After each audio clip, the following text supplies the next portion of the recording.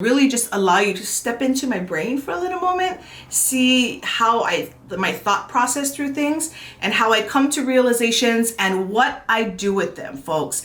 This to me is the biggest takeaway from the book.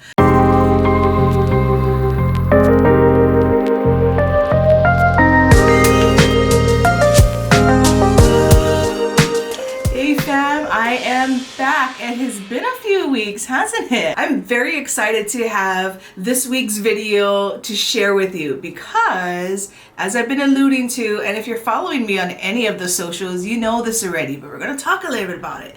And what this is this.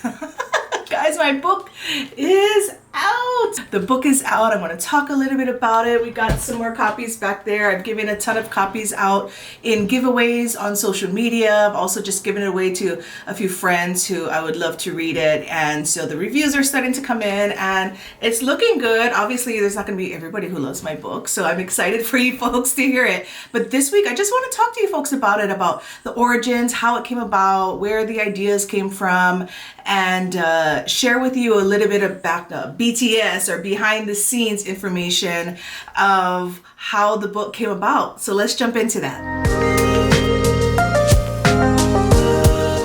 This book has been some years in the making. In my head, it's been going on for like 16 years, but in writing and putting it together 5 years, like really collaborating and getting my head down and doing it 2.5, 3 years. So it's been a nice portion of my life that I've been putting this together. And so if you are just getting to know me, the book is a great place to find out about that. So go ahead and get it. We're going to link we're going to drop the link to buy it on Amazon if you like. If you buy it and enjoy it, even if you don't enjoy it, feel free to leave an Amazon. I want real reviews. I'm not trying to pay for fake reviews, but go ahead and leave your comments on my reviews. I'd love to hear them. But for those of you who are new to the channel, my name is Shan Otare. I am a breakthrough mindset coach. I help women to reflect and accept their past so that they can reframe their future. What ends up happening is these women step up and they become the badasses that they've always been in line to become. I just help them to uncover it. That's what I've been doing on this channel. That's what I've been doing for years. But that's where the origins of this book comes from. I feel like I've always been trying to share more of my experiences in the hopes that it's going to help others. And that's really where this comes from. And the catalyst of the story of Evicted at 8 really helps me to share that story so that those lessons can shine through. So let me share a few things about it. First of all, the title, Evicted at 8, that's a pretty clutch title, isn't it? If I do say so myself. And I can say that because I am actually not the one who coined it. So the story behind Evicted at 8 is that, as you will read in the very first few pages of the book, that at 8 years old is when I evicted all of my daughters from our house. Obviously, I'm not evicting them. It was a 10-year notice that they would have to leave when they were 18. But my promise was that I would, for the next 10 years, really just hone in all of life lessons as much as possible and let them come up organically and use these moments to be able to be teachable moments so that when they do turn 18, though that is young, when they do turn 18, not only can they leave, but they're going to feel this confidence and be prepared to leave. Now, this was like the experiment that I had in my head that like, that's a great thing to do, simply because, you know, you'll hear in the story, when I turned 18, I had to leave the house that I grew up in. And growing up, I always knew that I was going to have to leave. But it was just this ominous, when you turn 18, you need to leave. There wasn't this like, and therefore, here's all the things I need to teach you. It's just kind of like, figure it out as you go, pick things up, you know, whatever your abilities are. And that's where it was. So that's why I really want to take a really focused viewpoint and focused approach in helping my daughters to be evicted at 18. Now, where the title comes from is my twins are my firstborn, and when they were 8, I evicted them. By the time they got to like age 11 or 13, like things are starting to ramp up, and they're feeling the closeness of this number 18, right, coming up. So they're starting to feel that. And one of my daughters, my second twin actually, she's the artist of everyone, and she actually started writing a book. And on a laptop, right? And back then we all shared a laptop. No one didn't have their own individuals, and we shared our laptop. And one day I opened the laptop and I see this little icon saved on the desktop that says Evicted at 8. And I say, hey, is someone doing a project on the laptop? Because I see something called Evicted at 8. And she comes out and she says, oh yeah, that's me. I was like, oh, what are you doing? She's like, oh, I'm writing a book. I said, you're writing a book? And she's like, and this is like 11, 13-year-old girl, right? And I'm like, yeah, I'm writing a book. I was like, Evicted at 8? What's it about? She's like how you kicked us out, you evicted us at 8, and so I'm writing about it. I was like, well, why are you writing a book? And it was very practical, her answer. She says, I'm writing it because you said I'm out when I'm 18, so I better start to create some kind of income before I turn 18, so when I turn 18, I'm ready to be out of here. So she was just like thinking the practical mechanics of like, I need to have money coming in, and so when I leave, I have money in my pocket. What are different ways that I can generate money? Hey, I'll write a book, right?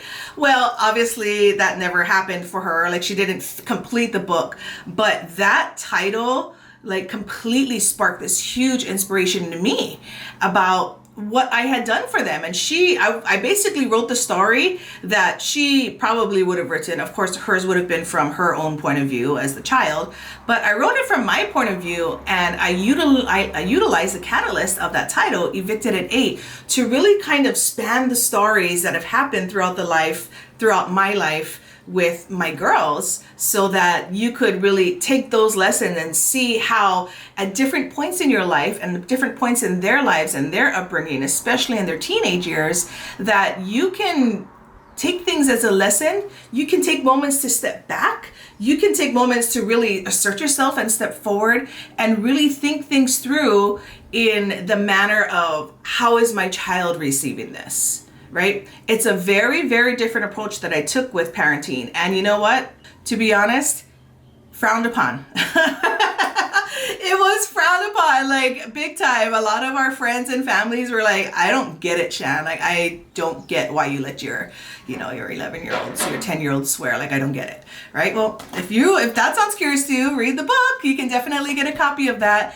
But there's a method to the madness, and as you go through the book, you will start understanding my method. If you've only known me just kind of as at arm's length and have just kind of seen me in my life, whether it's on my journey through my career, or as a parent, or just as a classmate, or as someone that you found on social media, if you've only known me at that arm's length, then this is a really, really great way to get to know not only me and how I am, but like really where a lot of the things that I do and say and feel are originated. Like, I'm a super deep thinker, probably too much for my husband. Like, he's like, you go way too deep. Like, this is just as simple. Like, what ice cream do you want?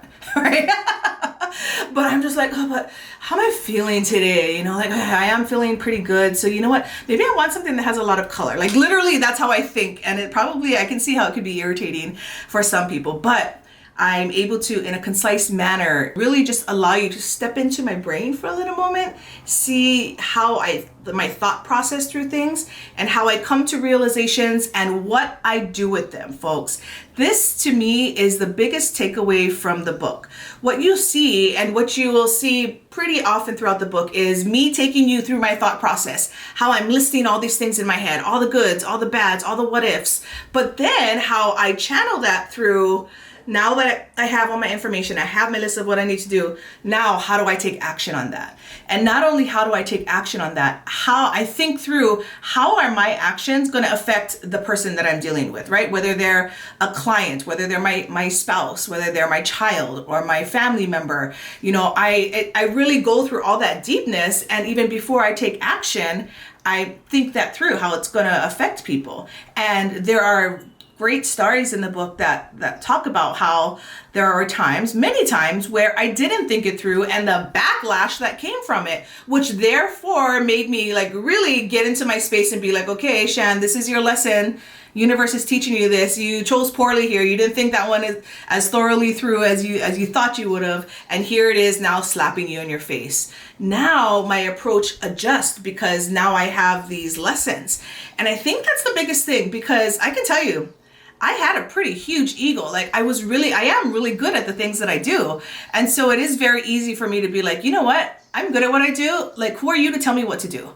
Right? Very easy for me to have that attitude. And I did have that attitude for many years ago, like over a decade ago, I had that attitude, and I've been slowly just kind of like shaving off these little layers of this gross ego that I used to have, and really start to sit in a more empathetic space, more in a space that is more, how is this affecting those around me? How does that permeate to, my circle and all those things around me? And it's really adjusted my behavior because I want people that I love to know that I love them, not in a passive aggressive way, because that's how I was for so many years. Ugh, gross, cringe.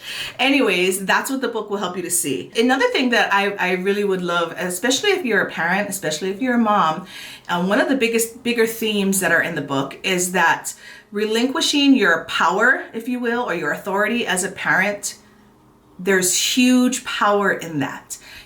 As a parent and a child relationship starts to progress, simply because of age, because of experience, because of like, I'm your parent, because of all these reasons, it's very easy for us as parents to take that authoritative stance, right? Take that protective stance that will really essentially protect our children from harm, from hurt, and all those things.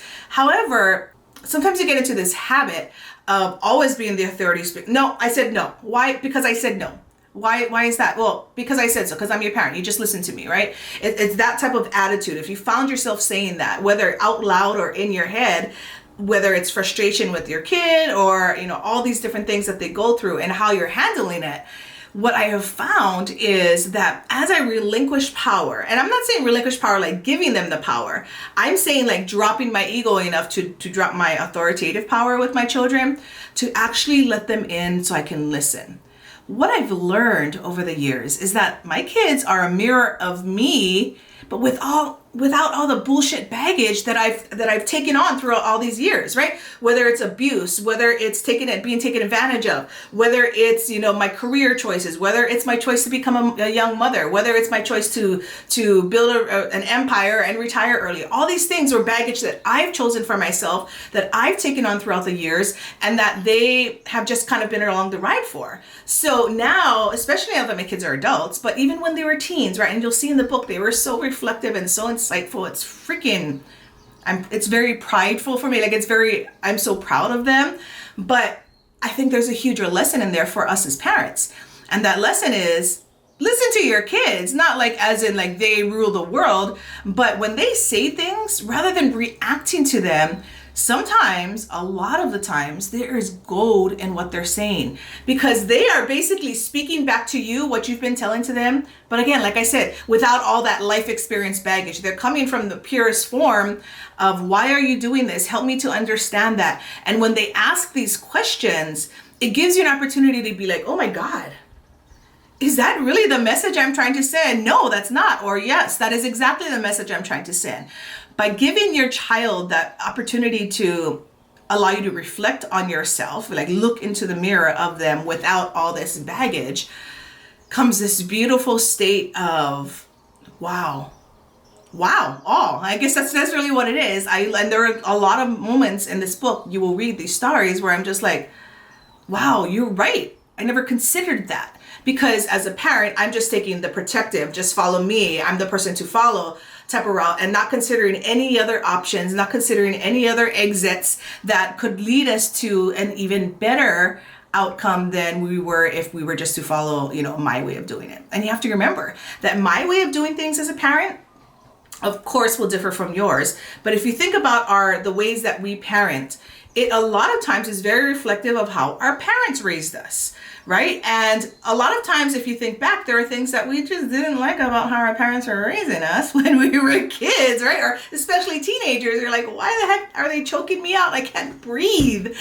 Right? That's how a lot of teenagers, I hear a lot of teenagers describe their parents as like choking them out. So, and that's how I felt as well. And again, you'll see that in the book. But I just feel like that theme of relinquishing your power to get a bigger power, as having your child as your mirror without all the baggage, is a huge theme that I would love for you to take away from. So if you haven't read the book yet, remember that theme as you're reading it, kind of have it inculcate itself into, you know, how you're feeling as you're reading through things, and really understand like that's the undercurrent of how I wrote the book. So that's just kind of a little bit of the background that I want to share. I'm going to be sharing a few more things. I'm actually going to be reading a few excerpts as we go over the next couple of weeks in August to share with you more about the book. So if you've read the book, I would love for you to read it, you know, drop in the comments, you know, how you felt about it. And of course, on the Amazon page, which you can use the link below in order to do that. But I would love to hear your reflective, you know, your reflective advice, or maybe your aha moments that came from it. And I'll just tell you, right, like having this tangible thing in my hand is like, it's crazy, right? And you know, this is actually my daughter's copy that I gave to her. But even things like, okay, I'm a book reader, so there's that. But like just the dust jacket just gets me all, it makes me feel real.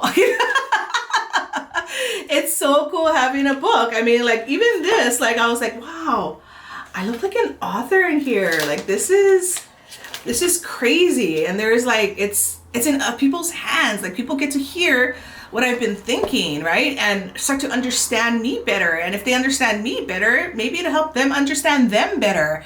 I mean, that is the excitement that I have with the book. It's not just the fact that, yeah, I finished it, and so let's get it out into the world. That is actually the real reason where my excitement comes from.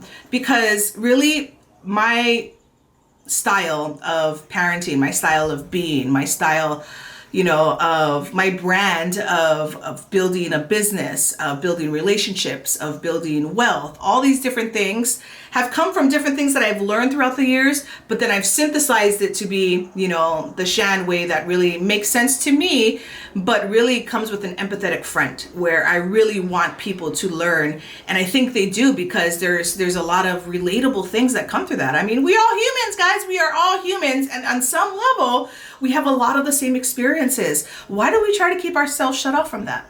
That's where I'm going to come in and help you to understand that. And hopefully that'll be helpful with the book, right? And if you can't afford the book, grab the ebook, grab the Kindle. You can download the Kindle. You don't even have to have an actual Kindle device anymore. You can just download the Kindle app to your phone and go ahead and do it there. I think it's like $2.99. It's pretty inexpensive, and you can get reading right away. You don't have to be waiting for no shipment or anything. But I appreciate all the support that I've gotten from you folks through the channel here on YouTube, through Instagram, through the Facebook page, through just people who know me personally, who have texted me, who have sent me letters, who have called me and just been like, wow, Shan, like all of that love.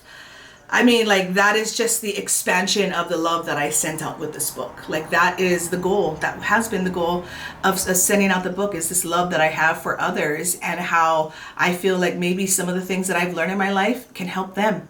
And if I can help a few people with just a few little things and change a few children's lives and help them to build a better relationship with their parents, then I freaking did my job, right? So you folks have a great rest of your Sunday. I'm really excited to have you folks see this video as well as read the book if you haven't. And I think that's about it, guys. Revisit us next week as I get more into stories of the book. If you're interested in that, even if you're not, just come and hang out for a little bit on a Sunday morning, and I'll hook you up with some fun stories. That's definitely my forte. I can hook you up with some good stories. Alrighty, guys. Well, that's it for this Sunday. I will see you on the other side. And until then, keep evolving. Love you. Bye.